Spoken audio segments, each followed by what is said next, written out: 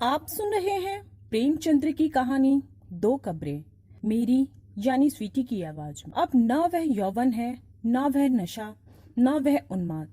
वह महफिल उठ गई है, वह दीपक बुझ गया है जिससे महफिल की रौनक थी।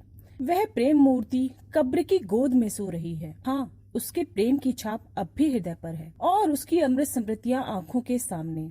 वीरांगनाओं में ऐसी वफा, ऐसा प्रेम, ऐसा व्रत दुर्लभ है और रईसों में ऐसा विवाह, ऐसा समर्पण, ऐसी भक्ति और भी दुर्लभ। कुंवर रणवीर सिंह रोज बिना नागा संध्या समय जूरा के कब्र के दर्शन करने जाते और उसे फूलों से सजाते, आंसुओं से सींचते। 15 साल गुजर गए, एक दिन भी नागा नहीं हुआ। प्रेम की उपासना ही उनके जीवन का उद्देश्य थी। उस प्रेम का जिसमें उन्होंने जो कुछ देखा वही पाया और जो कुछ अनुभव किया उसी की याद अब भी उन्हें मस्त किए देती है। इस उपासना में सुलोचना भी उनके साथ होती, जो जूरा का प्रसाद और कुंवर साहब की सारी अभिलाषाओं का केंद्र थी। कुंवर साहब ने 2 शादियां की थी, पर दोनों स्त्रियों में से एक भी संतान का मुंह न देख सकी। कुंवर साहब ने फिर विवाह न किया। एक दिन महफिल में उन्हें जूरा के दर्शन हुए। उस निराश पति और अतृप्त युवती में ऐसा मेल मानो चिरकाल से बिछड़े हुए 2 साथी फिर से मिल गए हों। जीवन का बसंत विकास, संगीत और सौरभ से भरा हुआ आया, मगर अफसोस 5 वर्षों के अल्पकाल में उसका भी अंत हो गया। वह मधुर स्वप्न निराशा से भरी हुई जागृति में लीन हो गया। वह सेवा और व्रत की देवी 3 साल की सुलोचना को उसकी गोद में सौंपकर सदा के लिए सिधार गई। कुंवर साहब ने इस प्रेमादेश का इतने अनुराग से पालन किया कि देखने वालों को आश्चर्य होता था। कितने ही तो उन्हें पागल समझते थे। सुलोचना ही की नींद सोते, उसी की नींद जागते, खुद पढ़ाते, उसके साथ सैर करते, इतनी एकाग्रता के साथ जैसे कोई विधवा अपने अनाथ बच्चों को पाले। जब से वह यूनिवर्सिटी में दाखिल हुई, उसे खुद मोटर में पहुंचा आते और शाम को खुद लेकर आते। वह उसके माथे पर से वह कलंक धो डालना चाहते थे जो मानो विधाता के क्रूर हाथों से लगा दिया गया था। धन तो उसे न धो सका, शायद विद्या ही धो डाले। एक दिन शाम को कुंवर साहब जूरा के मजार को फूलों से सजा रहे थे और सुलोचना कुछ दूर पर खड़ी अपने कुत्ते को गेंद खिला रही थी कि सहसा उसने अपने कॉलेज के प्रोफेसर डॉक्टर रामेंद्र को आते देखा। सकुचाकर मुंह फेर लिया, मानो उसे देखा ही नहीं। शंका हुई, रामेंद्र इस मजार के विषय में कुछ पूछ न बैठे। यूनिवर्सिटी में दाखिल हुए उसे 1 साल हुआ था। इस 1 साल में उसने प्रणय के विविध रूपों को देख लिया था। कहीं क्रीड़ा थी, कहीं विनोद था, कहीं कुत्सा थी, कहीं लालसा थी, किंतु कहीं वह सहजता न थी जो प्रेम का मूल है। केवल रामेंद्र ही एक ऐसे सज्जन थे जिन्हें अपनी ओर ताकते हुए देखकर उसके हृदय में सनसनी होने लगती थी। पर उसकी आंखों में कितनी विवशता, कितनी पराजय, कितनी वेदना छुपी होती थी। रामेंद्र ने कुंवर साहब की ओर देखकर, तुम्हारे बाबा इस कब्र पर क्या कर रहे हैं? सुलोचना का चेहरा मानो कालों तक लाल हो गया। बोली, यह इनकी पुरानी आदत है। रामेंद्र, किसी महात्मा की समाधि है? सुलोचना ने इस सवाल को उड़ा देना चाहा। रामेंद्र यह तो जानते थे कि सुलोचना कुंवर साहब की दाश्ता औरत की लड़की है, पर उन्हें यह मालूम न था कि यह उसी की कब्र है और कुंवर साहब अतीत प्रेम के इतने उपासक हैं। मगर यह प्रश्न उन्होंने बहुत धीमे स्वर में न किया था। कुंवर साहब जूते पहन रहे थे। यह प्रश्न उनके कानों में पड़ गए। जल्दी ही जूता पहन लिया और समीप जाकर बोले, संसार की आंखों में तो वह महात्मा न थी, पर मेरी आंखों में थी। यह मेरे प्रेम की समाधि है। सुलोचना की इच्छा होती थी यहाँ से भाग जाऊं, लेकिन कुंवर साहब को जूरा के यशोगान में आत्मिक आनंद मिलता था। रामेंद्र का विस्मय देखकर बोले, इसमें वह देवी सो रही है जिसने मेरे जीवन को स्वर्ग बना दिया था। यह सुलोचना उसी का प्रसाद है। रामेंद्र ने कब्र की तरफ आश्चर्य से देखकर कहा, अच्छा? कुंवर साहब ने मन में उस प्रेम का आनंद उठाते हुए कहा, वह जीवन ही और था प्रोफेसर साहब। ऐसी तपस्या मैंने और कहीं नहीं देखी। आपको फुर्सत हो तो मेरे साथ चलिए, आपको उन यौवन स्मृतियों। सुलोचना बोल उठी, वे सुनाने की चीज नहीं दादा। कुंवर, मैं रामेंद्र बाबू को गैर नहीं समझता। रामेंद्र को प्रेम का यह अलौकिक रूप मनोविज्ञान का एक रत्न सा मालूम हुआ। वह कुंवर साहब के साथ ही उनके घर आए और कई घंटों तक उनकी हसरत में डूबी हुई प्रेम स्मृतियों को सुनते रहे। जो वरदान मांगने के लिए उन्हें साल भर से साहस न होता था, दुविधा में पड़कर रह जाते थे, आज उन्होंने वह मांग ही लिया। लेकिन विवाह के बाद रामेंद्र को नया अनुभव हुआ। महिलाओं का आना जाना प्राय बंद हो गया। इसके साथ ही मर्द दोस्तों की आमदरफ्त बढ़ गई। दिन भर उनका तांता लगा रहता था। सुलोचना उनके आदर सत्कार में लगी रहती थी। पहले 1-2 महीने तक तो रामेंद्र ने इधर ध्यान नहीं दिया, लेकिन जब कई महीने गुजर गए और स्त्रियों ने बहिष्कार का त्याग न किया, तो उन्होंने एक दिन सुलोचना से कहा, यह लोग आजकल अकेले ही आते हैं। सुलोचना ने धीरे से कहा, हाँ देखती तो हूँ। रामेंद्र, इनकी औरतें तो तुमसे परहेज नहीं करती। सुलोचना, शायद करती हूँ। रामेंद्र, मगर वे लोग तो बड़े विचारों के स्वाधीन हैं, इनकी औरतें भी शिक्षित हैं, फिर यह क्या बात है? सुलोचना ने दबी जबान से कहा, मेरी समझ में कुछ नहीं आता। रामेंद्र ने कुछ देर असमंजस में पड़कर कहा, हम लोग किसी दूसरी जगह चले जाएं तो क्या हर्ज है, वहाँ हमें कोई नहीं जानता होगा। सुलोचना ने आपकी तीव्र स्वर में कहा, दूसरी जगह क्यों जाएं?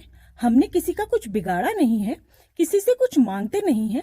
जिसे आना हो आए, ना आना हो ना आए, मुंह क्यों छुपाएं? धीरे धीरे रामेंद्र पे एक और रहस्य खुलने लगा, जो महिलाओं के व्यवहार से कहीं अधिक घृणास्पद और अपमानजनक था। रामेंद्र को अब मालूम होने लगा कि ये महाशय जो आते और घंटों बैठे सामाजिक और राजनीतिक प्रश्नों पर बहस किया करते हैं, वास्तव में विचार विनिमय के लिए नहीं, बल्कि रूप की उपासना के लिए आते हैं। उनकी आंखें सुलोचना को खोजती रहती हैं, उनके कान उसी की बातों की ओर लगे रहते हैं। कभी कभी जब रामेंद्र की अनुपस्थिति में कोई महाशय आ जाते, तो सुलोचना को बड़ी कठिन परीक्षा का सामना करना पड़ा। अपने चितवनों से, अपने कुत्सित संकेतों से, अपनी रहस्यपूर्ण बातों से, अपनी लंबी सांसों से उसे दिखाना चाहते थे कि हम भी तुम्हारी कृपा के भिखारी हैं। अगर रामेंद्र का तुम पर 16वां आने का अधिकार है, तो थोड़ी सी दक्षिणा के अधिकारी तो हम भी हैं। सुलोचना उस वक्त जहर का घूंट पीकर रह जाती। अब तक रामेंद्र और सुलोचना दोनों क्लब जाया करते थे।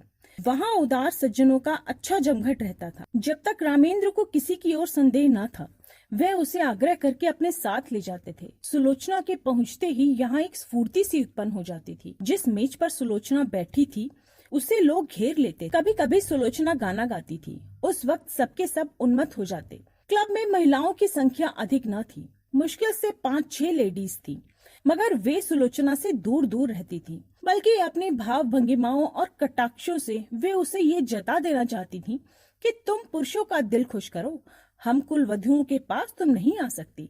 लेकिन जब रामेंद्र पर इस कटु सत्य का प्रकाश हुआ, तो उन्होंने क्लब जाना छोड़ दिया, मित्रों के यहाँ आना जाना कम कर दिया और अपने यहाँ आने वालों की उपेक्षा करने लगे। वह चाहते थे मेरे एकांतवास में कोई विघ्न न डाले। आखिर उन्होंने बाहर आना जाना छोड़ दिया। अपने चारों ओर छल कपट का जाल सा बिछा हुआ मालूम होता था। किसी पर विश्वास न कर सकते थे, किसी से सद्व्यवहार की आशा नहीं थी। सोचते, ऐसे धूर्त कपटी दोस्ती की आड़ में गला काटने वाले आदमियों से मिले ही क्यों। वह स्वभाव से मिलनसार आदमी थे, पक्के यारबाश। यह एकांतवास, जहाँ न कोई सैर थी, न विनोद, न चहल पहल, इसके लिए कठिन कारावास से कम न था। यद्यपि कर्म और वचन से सुलोचना की दिलजोई करते रहते थे, लेकिन सुलोचना की सूक्ष्म और संशक आंखों से अब यह बात छिपी न थी कि यह अवस्था इनके लिए दिन दिन असह्य होती जाती है। वह दिन में सोचती, इनकी यह दशा मेरे ही कारण तो है, मैं ही तो इनके जीवन का कांटा हो गई। एक दिन उसने रामेंद्र से कहा, आजकल क्लब क्यों नहीं चलते? कई सप्ताह हुए घर से निकले नहीं। रामेंद्र ने बेदिली से कहा, मेरा जी कहीं जाने को नहीं चाहता, अपना घर सबसे अच्छा। सुलोचना, जी तो उबता ही होगा, मेरे कारण ये तपस्या क्यों करते हो? मैं तो न जाऊंगी। उन स्त्रियों से मुझे घृणा होती है, उसमें से एक भी ऐसी नहीं जिसके दामन पर काले दाग न हो, लेकिन सब की सब सीता बनी फिरती हैं। मुझे तो उनकी सूरत से चिढ़ हो गई है। मगर तुम क्यों नहीं जाते? कुछ दिल ही बहल जाएगा। रामेंद्र, दिल नहीं पत्थर बहलेगा। जब आग अंदर लगी हो तो बाहर शांति कहाँ? सुलोचना चौंक पड़ी। आज पहली बार उसने रामेंद्र के मुंह से ऐसी बात सुनी। वह अपने ही को बहिष्कृत समझती थी। अपना अनादर जो कुछ था उसका था। रामेंद्र के लिए अब तक वह दरवाजे खुले हुए थे। वह जहाँ चाहे जा सकते, जिससे चाहे मिल सकते, उनके लिए कौन सी रुकावट है? लेकिन नहीं, अगर उन्होंने किसी कुलीन स्त्री से विवाह किया होता तो उनकी यह दशा क्यों होती? प्रतिष्ठित घरानों की औरतें आती, आपस में मैत्री बढ़ती, जीवन सुखी से कटता, रेशम का पैबंद लग जाता। अब तो उसमें टाट का पैबंद लग गया, कर सारे तालाब को गंदा कर दिया। उसके मुख पर उदासी छा गई। रामेंद्र को भी तुरंत मालूम हो गया कि उसकी जुबान से ऐसी कोई बात निकल गई है जिसके दो अर्थ हो सकते हैं। उन्होंने फौरन बात बनाई, क्या तुम समझती हो कि हम और तुम अलग अलग हैं? हमारा और तुम्हारा जीवन एक ही है। जहाँ तुम्हारा आदर नहीं वहाँ मैं कैसे जा सकता हूँ? फिर मुझे भी समाज के इन रंगे सियारों से घृणा हो रही है। मैं इन सबों के कच्चे चिट्ठे जानता हूँ। पद या उपाधि या धन से किसी की आत्मा शुद्ध नहीं हो जाती। जो ये लोग करते हैं वह अगर कोई नीचे दर्जे का आदमी करता तो उसे कहीं मुंह दिखाने की हिम्मत न होती, मगर यह लोग अपनी सारी बुराइयां उदारतावाद के पर्दे में छिपाते हैं। इन लोगों से दूर ही रहना अच्छा। सुलोचना का चित्त शांत हो गया। दूसरे साल सुलोचना के गोद में एक चांद सी बालिका का उदय हुआ। उसका नाम रखा गया शोभा। कुंवर साहब का स्वास्थ्य इन दिनों कुछ अच्छा न था, मंसूरी गए हुए थे। यह खबर पाते ही रामेंद्र को तार दिया कि जच्चा और बच्चा को लेकर यहाँ आ जाओ। लेकिन रामेंद्र इस अवसर पर वहाँ न जाना चाहते थे। अपने मित्रों की सज्जनता और उदारता की अंतिम परीक्षा लेने का इससे अच्छा अवसर और नहीं हो सकता था। सलाह हुई एक दावत दी जाए। प्रोग्राम में संगीत भी शामिल था। कई अच्छे अच्छे गवैये बुलाए गए। अंग्रेजी, हिंदुस्तानी, मुसलमानी सभी प्रकार के भोजनों का प्रबंध किया गया। कुंवर साहब गिरते पड़ते मंसूरी से आए। उसी दिन दावत थी। नियत समय पर निमंत्रित लोग एक एक करके आने लगे। कुंवर साहब स्वयं उसका स्वागत कर रहे थे। खां साहब आए, मिर्जा साहब आए, मीर साहब आए, मगर पंडित जी और बाबूजी और लाला साहब और चौधरी साहब और कक्कड़, मेहरा, चोपड़ा, कौल, हुक्कू, श्रीवास्तव और खरे का पता नहीं था। यह सभी लोग होटलों में सब कुछ खाते थे, अंडे और शराब उड़ाते थे। इस विषय में किसी तरह का विवेक विचार न करते थे। फिर आज क्यों तशरीफ नहीं लाए? इसलिए नहीं कि छूत अछूत का विचार था, बल्कि इसलिए कि वह अपनी उपस्थिति को इस विवाह के समर्थन की सनद समझते थे और वह सनद देने की उनकी बिल्कुल इच्छा नहीं थी। 10 बजे रात तक कुंवर साहब फाटक पर खड़े रहे। जब उस वक्त तक कोई न आया तो कुंवर साहब ने आकर रामेंद्र से कहा, अब लोगों का इंतजार फिजूल है। मुसलमानों को खिला दो और बाकी सामान गरीबों को दिला दो। रामेंद्र एक कुर्सी पर हत बुद्धि से बैठे हुए थे। कुंठित स्वर में बोले, जी हाँ, यही तो मैं भी सोच रहा हूँ। कुंवर, मैंने तो पहले ही समझ लिया था। हमारी तौहीन नहीं हुई, खुद उन लोगों की कलई खुल गई। रामेंद्र, खैर परीक्षा तो हुई ही गई। कहिए तो अभी जाकर एक एक की खबर लूं। कुंवर साहब ने विस्मित होकर कहा, क्या उनके घर जाकर? रामेंद्र, जी हाँ, पूछू तो सही कि आप लोग जो समाज सुधार का राग अलापते फिरते हो वह किस बल पर? कुंवर, व्यर्थ है, जाकर आराम से लेटो। नेक और बद की सबसे बड़ी पहचान अपना दिल है। अगर हमारा दिल गवाही दे कि वह काम बुरा नहीं तो फिर सारी दुनिया मुंह फेर ले, हमें किसी की परवाह नहीं करनी चाहिए। रामेंद्र, लेकिन मैं इन लोगों को यूं नहीं छोड़ूंगा। एक एक की बखिया उधेड़ कर न रख दिया तो मेरा नाम नहीं। यह कहकर उन्होंने पत्तल और सकोरे उठवा उठवा कर कंगालों को देना शुरू किया। रामेंद्र सैर करके लौटे ही थे कि वेश्याओं का एक दल सुलोचना को बधाई देने के लिए आ पहुंचा। जुहरा की एक सगी भतीजी थी, गुलनार। सुलोचना के यहाँ पहले बराबर आती जाती थी। इधर 2 साल से न आई थी। वह उसी का बधावा था। दरवाजे पर अच्छी खासी भीड़ हो गई थी। रामेंद्र ने यह शोरगुल सुना। गुलनार ने आगे बढ़कर उन्हें सलाम किया और बोली, बाबूजी, बेटी मुबारक, बधावा लाई हूँ। रामेंद्र पर मानो लकवा सा गिर गया। सिर झुक गया और चेहरे पर कालिमा से पुत गई। न मुंह से बोले, न किसी को बैठने का इशारा किया, न वहां से हिले, बस मूर्तिवत खड़े रह गए। एक बाजारी औरत से नाता पैदा करने का ख्याल इतना लज्जास्पद था, इतना जघन्य था कि उसके सामने सज्जनता भी मौन रह गई। इतना शिष्टाचार भी न कर सके कि सबों को कमरे में ले जाकर बिठा दे। आज पहली ही बार उन्हें अपने अधपतन का अनुभव हुआ। मित्रों की कुटिलता और महिलाओं की उपेक्षा को वह उनका अन्याय समझते थे, अपना अपमान नहीं। लेकिन यह बधावा उनकी अबाध उदारता के लिए भी भारी था। सुलोचना का जिस वातावरण में पालन पोषण हुआ वह एक प्रतिष्ठित हिंदू कुल का वातावरण था। यह सच है कि अब भी सुलोचना नित्य जुहरा के मजार की परिक्रमा करने जाती थी, मगर जुहरा अब एक पवित्र स्मृति थी, दुनिया की मलिनताओं और कुशलताओं से रहित। गुलनार से नातेदारी और परस्पर का निभाव दूसरी बात थी। जो लोग तस्वीरों के सामने सर झुकाते हैं, उन पर फूल चढ़ाते हैं, वे भी तो मूर्ति पूजा की निंदा करते हैं। एक स्पष्ट है, दूसरा सांकेतिक। एक प्रत्यक्ष है, दूसरा आंखों से छुपा हुआ। सुलोचना अपने कमरे में चिक की आड़ में खड़ी रामेंद्र का असमंजस और शोभ देख रही थी। जिस समाज को उसने अपना उपास्य बनाना चाहा था, जिसके द्वार पर सिजदे करते उसे बरसों हो गए थे, उसकी तरफ से निराश होकर उसका हृदय इस समय विद्रोह करने पर तुला हुआ था। उसके जी में आता था गुलनार को बुलाकर गले लगा लूं। जो लोग मेरी बात भी नहीं पूछते उनकी खुशामद क्यों करूं? यह बेचारियां तो इतनी दूर से आई हैं, मुझे अपना ही समझकर तो उनके दिल में प्रेम तो है, ये मेरे दुख और सुख में शरीक होने को तैयार तो हैं।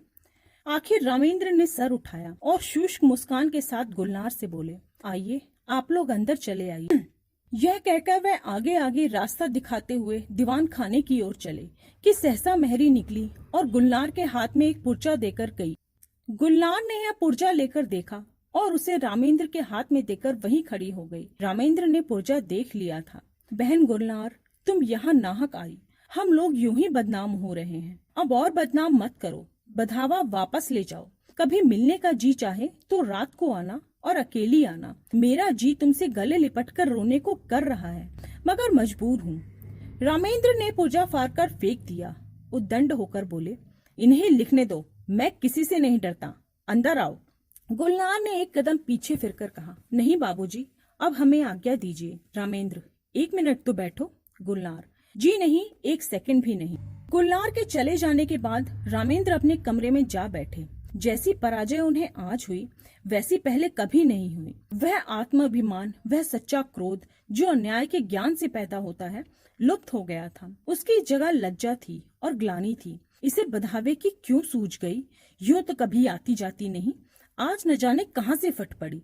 कुंवर साहब होंगे इतने उदार, उन्होंने जुहरा के नातेदारों से भाईचारे का निबाह किया होगा। मैं इतना उदार नहीं हूँ, कहीं सुलोचना छिपकर इनकी आसपास आती जाती तो नहीं। लिखा भी तो है कि मिलने का जी चाहे तो रात को आ जाना, और अकेली क्यों ना हो। खून तो वही है, मनोवृत्ति वही है, विचार वही है, आदर्श वही है। मानो कुंवर साहब के घर में पालन पोषण हुआ, मगर रक्त का प्रभाव इतनी जल्दी नहीं मिट सकता। अच्छा, दोनों बहनें मिलती होंगी तो उनमें क्या बातें होती हों? इतिहास या नीति की चर्चा तो नहीं हो सकती, वही निर्लज्जता की बातें होती होंगी। गुलनार अपने वृत्तांत कहती होगी, उस बाजार के खरीदारों और दुकानदारों के गुण दोषों पर बहस होती हो। यह तो हो नहीं सकता कि गुलनार उनके पास आते ही अपने को भूल जाए और कोई भद्दी, अनर्गल और कलुषित बातें ना करे। एक क्षण में उसके विचारों ने पलटा खाया। मगर आदमी बिना किसी से मिले जुले रह भी तो नहीं सकता, यह भी तो एक तरह की भूख है। में अगर शुद्ध भोजन ना मिले तो आदमी जूठा खाने से भी परहेज नहीं करता। अगर इन लोगों ने सुलोचना को अपनाया होता, उसका यूं बहिष्कार न करते, तो क्यों उसे ऐसे प्राणियों से मिलने की इच्छा होती? उसका कोई दोष नहीं, यह सारा दोष परिस्थितियों का है जो हमारे अतीत की याद दिलाती रहती है। रामेंद्र इन्हीं विचारों में पड़े हुए थे कि कुंवर साहब आ पहुँचे और कठोर स्वर में बोले, मैंने सुना गुलनार अभी बधावा लाई थी, तुमने उसे लौटा दिया? रामेंद्र का विरोध सजीव हो उठा। बोले, मैंने तो नहीं लौटाया, सुलोचना ने लौटाया, पर मेरे ख्याल से अच्छा ही किया। कुंवर साहब, तो यह तुम्हारे इशारे का काम था। तुमने इन पतितों को अपनी ओर खींचने का कितना अच्छा अवसर हाथ से खो दिया। सुलोचना को देखकर जो कुछ असर पड़ा वह तुमने मिटा दिया। बहुत संभव था कि एक प्रतिष्ठित आदमी से नाता रखने का अभिमान उसके जीवन में एक नए युग का आरंभ करता, मगर तुमने इन बातों पर जरा भी ध्यान न दिया। रामेंद्र ने कोई जवाब न दिया। कुंवर साहब जरा उत्तेजित होकर बोले, आप लोग यह क्यों भूल जाते हैं कि हर एक बुराई मजबूरी से होती है। चोर इसलिए चोरी नहीं करता कि चोरी में उसे विशेष आनंद मिलता है, बल्कि केवल इसलिए क्योंकि जरूरत उसे मजबूर बना देती है।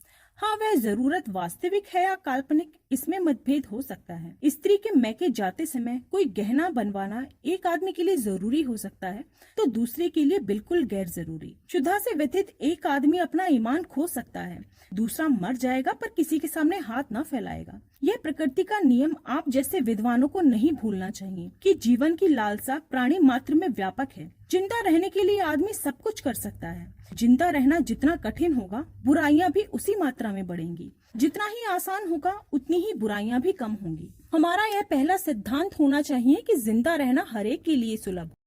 रामेंद्र बाबू, आपने इस वक्त उन लोगों के साथ वही व्यवहार किया जो आपके साथ दूसरे लोग कर रहे हैं और जिससे आप खुद दुखी हैं। रामेंद्र ने इस लंबे व्याख्यान को इस तरह सुना जैसे कोई पागल बक रहा हो। इस तरीके की दलीलों को वह खुद कितनी ही बार समर्थन कर चुके थे, पर दलीलों से व्यथित अंक की पीड़ा शांत नहीं होती। पतित स्त्रियों का नातेदार की हैसियत से द्वार पर आना इतना अपमानजनक था कि रामेंद्र किसी दलील से पराभूत होकर उसे भूल नहीं सकते थे। बोले, मैं ऐसे प्राणियों से कोई संबंध नहीं रखता।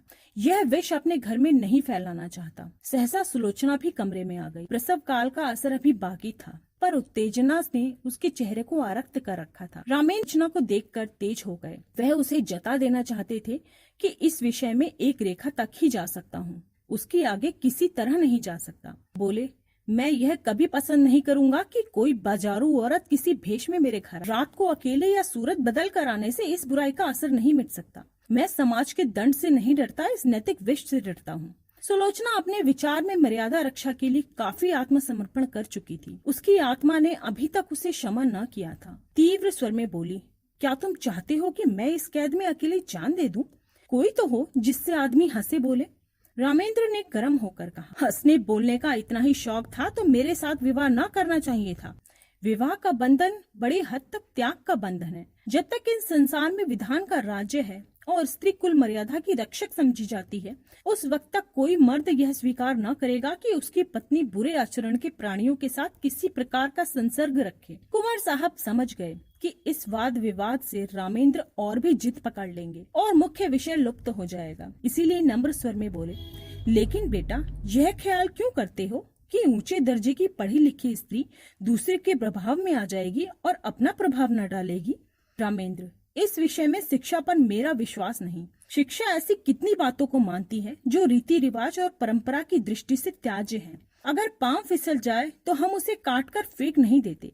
पर मैं इस एनालॉजी के सामने सिर झुकाने को तैयार नहीं हूँ। मैं स्पष्ट कर देना चाहता हूँ कि मेरे साथ रहकर पुराने संबंधों का त्याग करना पड़ेगा। इतना ही नहीं, मन को ऐसा बना लेना पड़ेगा कि ऐसे लोगों से खुद घृणा हो जाए। हमें इस तरह अपने संस्कार करने ही पड़ेंगे कि समाज अपने न्याय पर लज्जित हो, न कि यह कि हमारे आचरण ऐसे भ्रष्ट हो जाएं कि दूसरों की निगाह में यह तिरस्कार और चित्त का स्थान पा जाए। सुलोचना ने उद्धत होकर कहा, स्त्री इसके लिए मजबूर नहीं कि वह आपकी आंखों से देखे और आपके कानों से सुने। उसे यह निश्चय करने का अधिकार है कि कौन सी चीज उसके हित की है और कौन सी नहीं। कुंवर साहब भयभीत होकर बोले, सिल्लो, तुम भूले जाती हो कि बातचीत में हमेशा मुलायम शब्दों का व्यवहार करना चाहिए। हम झगड़ा नहीं कर रहे, केवल एक प्रश्न पर अपने अपने विचार प्रकट कर रहे हैं। सुलोचना ने निर्भीकता से कहा, जी नहीं, मेरे लिए बेड़ियां तैयार की जा रही हैं। मैं इन बेड़ियों को नहीं पहन सकती।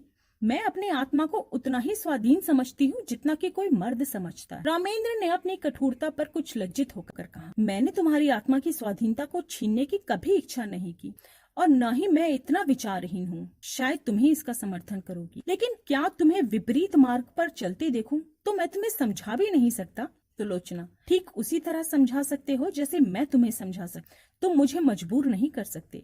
रामेंद्र, मैं इसे नहीं मानता। सुलोचना, अगर मैं किसी नातेदार से मिलने जाऊं तो आपकी इज्जत में बट्टा लगता है। क्या इसी तरह आप यह स्वीकार करेंगे कि आपका व्यभिचारियों से मिलना जुलना मेरी इज्जत में दाग लगाता है? रामेंद्र, हाँ, मैं मानता हूँ। सुलोचना, आपका कोई व्यभिचारी भाई आ जाए तो आप उसे दरवाजे से भगा देंगे? रामेंद्र, तुम मुझे इसके लिए मजबूर नहीं कर सकती। सुलोचना, और आप मजबूर कर सकते हैं। बेशक। क्यों? इसलिए कि मैं पुरुष हूँ, इस छोटे से परिवार का मुख्य अंग हूँ, इसलिए कि तुम्हारे ही कारण मुझे। रामेंद्र कहते कहते रुक गए, पर सुलोचना उनके मुंह से निकले शब्दों को ताड़ गई। उसका चेहरा तमतमा उठा, मानो छाती में बर्छी सी लग गई हो। मन में ऐसा उद्वेग उठा कि इस क्षण घर छोड़कर सारी दुनिया से नाता तोड़कर चली जाऊं और फिर उन्हें कभी मुंह न दिखाऊं। अगर इसी का नाम विवाह है कि किसी की मर्जी के गुलाम होकर रहूं, अपमान सहन करूं, तो ऐसे विवाह को दूर से ही सलाम। वह तैश में आकर कमरे से निकलना चाहती थी कि कुंवर साहब ने लपककर उसे पकड़ लिया और बोले, क्या करती हो बेटी, घर में जाओ। क्यों रोती हो? अभी तो मैं जीता हूँ, तुम्हें क्या गम है? रामेंद्र बाबू ने कोई ऐसी बात नहीं कही और ना ही कहना चाहते थे। फिर आपस की बातों का क्या बुरा मानना? किसी अवसर पर तुम भी जो मन में आए कह लेना। यूं समझाते हुए कुंवर साहब उसे अंदर ले गए। वास्तव में सुलोचना गुलनार से मिलने की इच्छुक कभी थी ही नहीं। वह उसे स्वयं भगाती थी। एक क्षणिक आवेश में उसने गुलनार को वह पुर्जा लिख दिया था। मन में स्वयं समझती थी, इन लोगों से मेल जोल रखना मुनासिब नहीं, लेकिन रामेंद्र ने इसका विरोध किया था, यही उसके लिए असह्य था। यह मुझे मना क्यों करे? क्या मैं इतना भी नहीं समझती? क्या इन्हें मेरी ओर से इतनी शंका है? इसीलिए तो कि मैं कुलीन नहीं हूँ। मैं अभी अभी गुलनार से मिलने जाऊंगी, जिद्दन जाऊंगी, देखूं मेरा क्या करते हैं। लाड प्यार में पड़ी हुई सुलोचना को कभी किसी ने तीखी आंखों से देखा न था। कुंवर साहब उसकी मर्जी के गुलाम थे। रामेंद्र भी इतने दिनों तक उसका मुंह जोते रहते थे। आज अकस्मात यह तिरस्कार और फटकार पाकर उसकी स्वेच्छा, प्रेम और आत्मीयता के सारे नातों को पैरों से कुचल डालने के लिए विकल हो उठी। वह सब कुछ सह लेगी, पर यह धौंस, यह अन्याय, यह अपमान न सहा जाए। उसने खिड़की से सिर निकालकर कोचवान को पुकारा और बोली, गाड़ी लाओ, मुझे चौक जाना है, अभी लाओ। कुंवर साहब ने चुमकाकर कहा, बेटी सिल्लो, क्या कर रही हो? हमारे ऊपर दया करो, इस वक्त कहीं मत जाओ, नहीं हमेशा के लिए पछताना पड़ेगा। रामेंद्र बाबू बड़े गुस्सेवर आदमी हैं, फिर तुमसे बड़े हैं, ज्यादा विचारवान हैं, उन्हीं का कहना मान जाओ। मैं तुमसे सच कहता हूँ, तुम्हारी अब थी तो कई बार ऐसी नौबत आई। मैंने उससे कहा घर से निकल जाओ, पर उस प्रेम की देवी ने कभी ड्योरियों के बाहर पाँव नहीं निकाला। इस वक्त धैर्य से काम लो, मुझे विश्वास है जरा देर में रामेंद्र बाबू खुद लज्जित होकर तुम्हारे पास अपराध क्षमा कराने। सहसा रामेंद्र ने आकर पूछा, गाड़ी क्यों मंगवाई, कहाँ जा रही हो? रामेंद्र का चेहरा इतना क्रोध से भरा हुआ था कि सुलोचना सहम उठी। दोनों आंखों से ज्वाला सी निकल रही थी, नथने फड़क रहे थे, पिंडलियां कांप रही थी। यह कहने की हिम्मत न पड़ी कि गुलनार के घर जाती हूँ। गुलनार का नाम सुनते ही शायद मेरी गर्दन पर सवार हो जाएंगे। इस भय से वह कांप उठी। आत्मरक्षा का भाव प्रबल हो गया। बोली, जरा अम्मा के मजार तक जाऊंगी। रामेंद्र ने डांट कर कहा, कोई जरूरत नहीं वहाँ जाने की। सुलोचना ने कातर स्वर में कहा, क्यों, अम्मा के मजार तक जाने पर भी रोक है? रामेंद्र ने उसी ध्वनि में कहा, हाँ। सुलोचना, तो फिर अपना घर संभालो, मैं जाती हूँ। रामेंद्र, जाओ, तुम्हारे लिए क्या, यह नहीं दूसरा घर सही। अभी तक तस्मा बाकी था, वह कट गया। यूं शायद सुलोचना वहाँ से कुंवर साहब के बंगले पर जाती, 2-4 दिन रूठी रहती, फिर रामेंद्र उसे मना लाते और मामला तय हो जाता। लेकिन इस चोट ने समझौते और संधि की जड़ ही को काट दिया। सुलोचना दरवाजे तक पहुंची थी, वहीं चित्रलिखित सी खड़ी रह गई, मानो किसी ऋषि के शाप ने उसे प्राण खींच लिए हों। वहीं बैठ गई, कुछ न बोल सकी, न कुछ सोच सकी। जिसके सिर पर बिजली गिर पड़ी हो, वह क्या सोचे, क्या रोए, क्या बोले? रामेंद्र के वे शब्द बिजली से भी कहीं अधिक घातक थे। सुलोचना कब तक वहाँ बैठी रही, उसे कुछ खबर न थी। जब उसे होश आया तो घर में सन्नाटा छाया हुआ था। घड़ी की तरफ आंख उठी, 1 बज रहा था। सामने आराम कुर्सी पर कुंवर साहब नवजात शिशु को गोद में लिए हुए सो रहे थे। सुलोचना ने उठकर बरामदे में झांका। रामेंद्र अपने पलंग पर लेटे हुए थे। उसके जी में आया उसी वक्त उन्हीं के सामने जाकर कलेजे में छुरी मार लूं और इन्हीं के सामने तड़प तड़प कर मर जाऊं। वह घातक शब्द याद आ गए। इनके मुंह से ऐसे शब्द निकले ही क्यों कर? इतने चतुर, इतने उदार, इतने विचारशील होकर भी वह जुबान पर ऐसे शब्द क्यों ला सके? उसका सारा सतीत्व भारतीय आदर्शों की गोद में पड़ी हुई भूमि पर आसक्त पड़ी हुई अपनी दीनता पर रो रहा था। वह सोच रही थी, अगर मेरे नाम पर यह दाग न होता, मैं भी कुलीन होती, तो क्या यह शब्द इनके मुंह से निकल सकते थे? लेकिन मैं बदनाम हूँ, दलित हूँ, त्याज्य हूँ, मुझे सब कुछ कहा जा सकता है। उफ, इतना कठोर हृदय! क्या वह किसी दशा में भी रामेंद्र पर इतना कठोर प्रहार कर सकती थी? बरामदे में बिजली की रोशनी थी। रामेंद्र के मुख पर क्षोभ या ग्लानि का नाम भी न था। क्रोध की कठोरता अब तक उनके मुख को विकृत किए हुए थी। शायद इन आंखों में आंसू देखकर अब भी सुलोचना के आहत हृदय को तस्कीन होती, लेकिन वहाँ तो अब भी तलवार खिंची हुई। उनकी आंखों में सारा संसार सूना हो गया है। सुलोचना फिर अपने कमरे में आई। कुंवर साहब की अब भी आंखें बंद थी। इन चंद घंटों में ही उसके तेजस्वी मुख कांतिहीन हो गया। गालों पर आंसुओं की रेखाएं सूख गईं। सुलोचना ने उनके पैरों के पास बैठकर सच्ची भक्ति के आंसू बहाए। हाय, मुझ अभागिनी के लिए इन्होंने कौन कौन से कष्ट नहीं झेले, कौन कौन से अपमान नहीं सहे। यह सारा जीवन ही मुझ पर अर्पण कर दिया, और यह हृदय विदारक अंत। सुलोचना ने बच्ची की ओर देखा, मगर उसका गुलाब सा विकसित मुंह पर भी हृदय में ममता की तरंग न उठी। उसने उसकी तरफ से मुंह फेर लिया। यही वह अपमान की मूर्तिमान वेदना है जो इतने दिनों मुझे भोगनी पड़ी। मैं इसके लिए क्यों अपने प्राण संकट में डालूं?